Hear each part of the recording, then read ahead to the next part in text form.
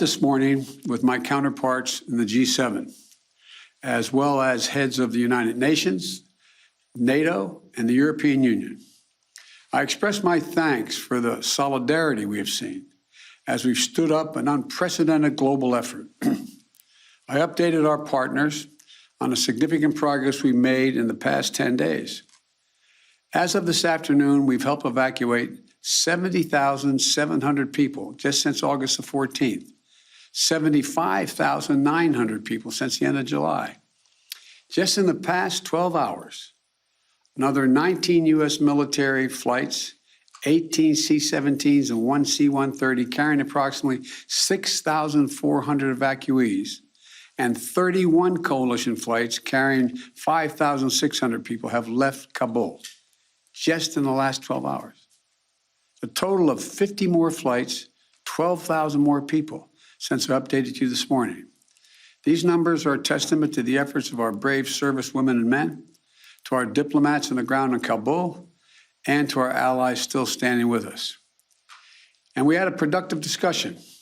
There was strong agreement among the leaders about the evacuation mission underway, as well as the need to coordinate our approach to Afghanistan as we move forward.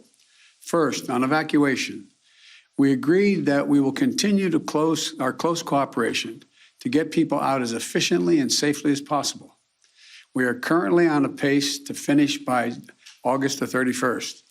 The sooner we can finish, the better. Each day of operations brings added risk to our troops, but the completion by August 31st depends upon the Taliban continuing to cooperate and allow access to the airport for those who we're transporting out and no disruptions to our operations. In addition, I've asked the Pentagon and the State Department for contingency plans to adjust the timetable should that become necessary. I'm determined to ensure that we complete our mission, this mission. I'm also mindful of the increasing risks that I've been briefed on, and the need to factor those risks in. They're real and significant challenges that we also have to take into consideration. The longer we stay, starting with the acute and growing risk of an attack by a terrorist group known as ISIS-K, an ISIS affiliate in Afghanistan, which is a sworn enemy of the Taliban as well. Every day we're on the ground is another day we know that ISIS-K is seeking to target the airport and attack both U.S. and allied forces and innocent civilians. Additionally, thus far, the Taliban have been taking steps to work with us so we can get our people out. But it's a tenuous situation. We've already had some gunfighting break out. We run a serious risk of it breaking down as time goes on. Second, the G7 leaders and the leaders of the EU, NATO, and the UN all agreed that we will stand united in our approach to the Taliban. We agreed the legitimacy of any future government depends on the approach it now takes to uphold international obligations, including to prevent Afghanistan from being used as a base for terrorism. And we agreed that none of us are going to take the Taliban's word for it. We'll judge them by their actions, and we'll stay in close coordination on any steps that we take moving forward in response to the Taliban's behavior. At the same time, we renewed our humanitarian commitment to the Afghan people and supported a proposal by the Secretary General Guterres of the United Nations-led international response with unfettered humanitarian access in Afghanistan. Third, we talked about our mutual obligation to support refugees and evacuees currently fleeing Afghanistan. The United States will be a leader in these efforts, and we'll look to the international community and to our partners to do the same. We're already seeing our allies' commitment. They're bringing to their countries the Afghans who served alongside their forces as translators or in their embassies, just as we're bringing to the United States those Afghans who worked alongside our forces and diplomats. We're continuing that effort.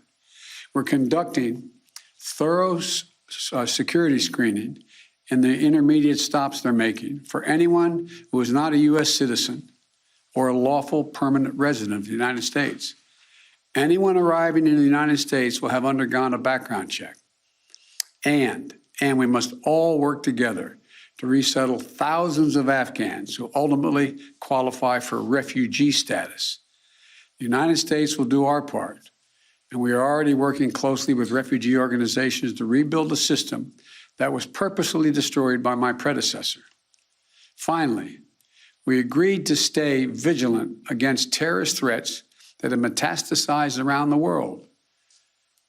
We went to Afghanistan with our allies in 2001 for clear reasons. One, to get the people who attacked us on 9/11 and to get Osama bin Laden, and to make sure that Afghanistan was not used again as a base from which to attack the United States or our allies. We achieved that objective. We delivered justice to bin Laden more than a decade ago. But the current environment looks very different than it did in 2001, and we have to meet the challenges we face today. We run effective counterterrorism operations around the world, where we know terrorism is more of a threat than it is today in Afghanistan, without any permanent military presence on the ground. And we can and will do the same thing in Afghanistan with our over-the-horizon counterterrorism capability. Cooperation with our closest partners on our enduring counterterrorism mission will continue to be an essential piece of our strategy. In short, we all of us agreed today that we're going to stand shoulder to shoulder with our closest partners to meet the current challenges we face in Afghanistan, just as we have for the past 20 years.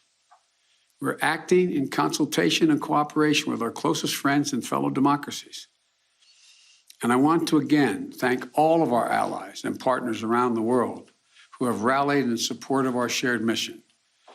We ended the conversation today by a clear statement on all of our parts.